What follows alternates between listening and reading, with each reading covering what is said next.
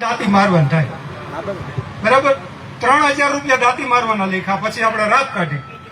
3000 રૂપિયા રાપ કાઢવાના લેખા છે ત્યાર પછી લોટાવેટર મારવું પડે 3000 રૂપિયા લોટાવેટર મારવાના લેખા છે ત્યાર પછી આપણે સાહ કે ક્યારે નાખવાના થાય ક્યારે વાવવી હોય તો ક્યારે સાહ વાવવી હોય તો સાહ નાખવાના હવે ક્યારે વાવવી હોય તો 2 વાર જ ફેરવવાનું થાય સાહ વાવવી હોય તો ટ્રેક્ટર વધારે વાર રાખવું પડે તો મેં ક્યારેનો હિસાબ લખ્યો હોય 3000 રૂપિયા ક્યારે નાખવાના અને 3000 રૂપિયા ત્યાં પછી વરસાદ થયા પછી વાવણી કરવાના પાછા ટ્રેક્ટર ના સડે વીઘે 300 રૂપિયા બરાબર 10 વીઘાનો હિસાબ છે મારી પાસે વીઘે 300 રૂપિયા બરાબર હવે 15 મણ દાણા જોઈ 10 વીઘામાં તો આપણને ખબર જ છે ને કે 15 કિલો આપણે 30 કિલો દાણા વીઘે જોઈશું એટલે 15 મણ દાણા 15 મણ ના દાણાના પૈસા આજની તારીખમાં 42000 રૂપિયા લખ્યા યોગ્ય છે ને કે ભૂલ છે મારી 45 થાય આ તો 45 થાય આપણે 42 રાખ્યા છતાંય દાણામાં ફેરવવાની દવા ફટ વગર દાણા આપણને ખબર શું પૈસા થાય ઉતરી જાય મગફળી ઉગે દાણામાં ફેરવવાની દવા 1 લીટરના 3500 રૂપિયા લખ્યા છે બરાબર છે ત્યાર પછી સુપર ડીએપી અથવા એનપીકે કે એસપી જે આપણે વાવતા હોય પાયાના ખાતરમાં સુપરના લખ્યા 12000 રૂપિયા તો 12000 નું સુપર જોઈ કે ન જોઈએ પાયાના ખાતરમાં બરાબર ત્યાર પછી ડોઝનું સુપર કેલ્શિયમ મેગ્નેશિયમ કે આપણે ઝીંક સલ્ફર જે કઈ નાખતા હોય તે ડોઝના સુપરના 4000 રૂપિયા લખ્યા 10 વીઘાના તો એ આપણે કોઈ વધારે પૈસા ઉમેરીને લખેલા નથી જે જોઈએ જ લખેલા છે ત્યાર પછી આપણે દોડવા બધા ત્યારે કોસાવેટ નાખી છે કોસાવેટ ડ્રમના 3000 રૂપિયા લખ્યા છે આપણે અને મુંડાની દવા ભેરવા પછી આપણે પાવી પડે છે ખબર છે ભેરવેલ દવાનું રિઝલ્ટ 2 મહિના સુધી રીએ ત્યાર પછી એનો પાવર પૂરો થઈ જાય 2.5-3 મહિને મુંડા ઘા કરે છે તો એ ટાઈમે આપણે મુંડાની દવા પાવાની થાય છે 3000 રૂપિયાની મુંડાની દવા જોઈ 10 વીઘામાં બરાબર અને આ સિવાયની દવા આપણે 5 કે 6 ફુવારા જે ઈયળની છે ફૂગની છે મોલી મચ્છાની છે ગેરુની છે રાતડિયાની છે કે સુયા બેસાડવાની છે આ દવા 25000 રૂપિયા લખ્યા છે 10 વીઘાની 5 કે 6 ફુવારા જે થાય બરાબર છે 3 વાર મગફળીને આપણે વખેડવી પડે નાના ખેડૂત પાસે સાધન હોતા નથી એને ભાડુંથી વખેડાવી પડે છે તો 3 વાર વખેડવાના 7000 રૂપિયા લખ્યા છે મેં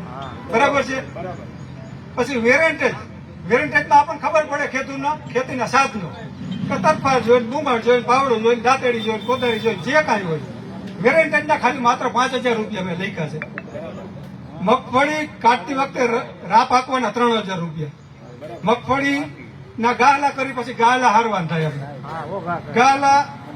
હારવાના 4000 રૂપિયા લખ્યા છે બરાબર અને મગફળી થ્રેસરમાં કાઢવાના 8000 રૂપિયા થ્રેસરમાં કાઢવાના લખ્યા છે 3000 રૂપિયા મગફળી ફેરવવી આપણે ઢગલો થયા પછી હમી કરીને ઠેકાણા કરવી પડે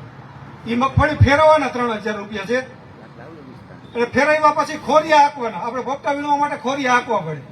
3000 રૂપિયા ખોરિયા હાંકવાના છે અને ખોરિયા હાંક્યા પછી રાપ હાંકીને પોપટા વીણવા પડે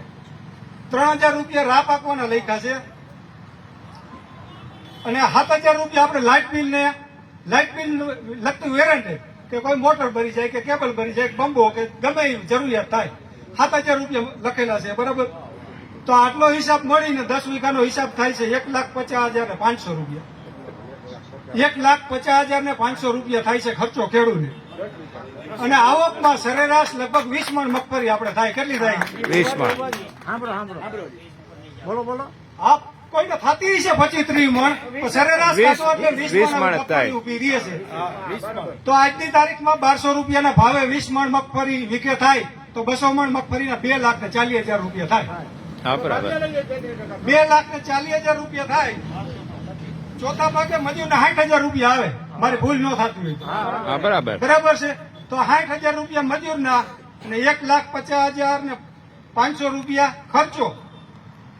2,10,000 બાદ કરતા 2,10,000 રૂપિયા થાય 2,40,000 માંથી વહીતું શું 2,10,000 બાદ કરો એટલે 30,000 રૂપિયા વહીતા તો આ 30,000 રૂપિયામાં ખેડૂતને શું કરવાનું છોકરા ભણાવવાના મા બાપને દવાખાને લઈ જવાના કે ઘરે રોટલા કરવાના થાય કોઈ આજની તારીખમાં 30,000-40,000 રૂપિયા વધે છે ઠીક છે એક મોટો ખેતરદાર હોય તો એ છોકરા ભણાવી શકે છે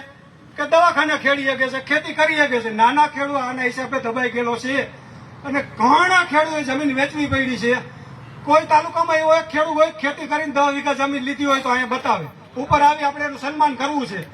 વાહ, અને વાહ. દરેક તાલુકામાં છેલ્લા 5 વર્ષમાં નાના ખેડૂતને જમીન ન વેચાણી હોય એવું કોઈ ગામ અહીં હોય અને મને આ રેકોર્ડ બતાવે તો આપણે એનું સન્માન કરવું છે આખા ગામનું કે એમાંથી એક ખેડૂતની જમીન નથી વેચાણી અને કોઈ અવરા રવેલા કોઈના છોકરા સૈડા નથી વેચાણીઓ. એ તો કદાચ કોઈ સૈડા હોય ને 2-5 લાખ રૂપિયાની ખોટ આવી પણ મોટા ભાગે આ સરકારશ્રીની અવળી નીતિના કારણે દરેક ખેડૂત હેરાન થઈ રહ્યો છે અને જમીન વેચાઈ રહી છે. તો સરકારશ્રી જો નહીં જાગે ભાવના મુદ્દામાં તો આવનારા સમયમાં આપણા છોકરાના નામ ખાતરદારમાં નથી રહેવાના. એટલું કઈ ભારત માતા કી જય. વાહ, વાહ, વાહ.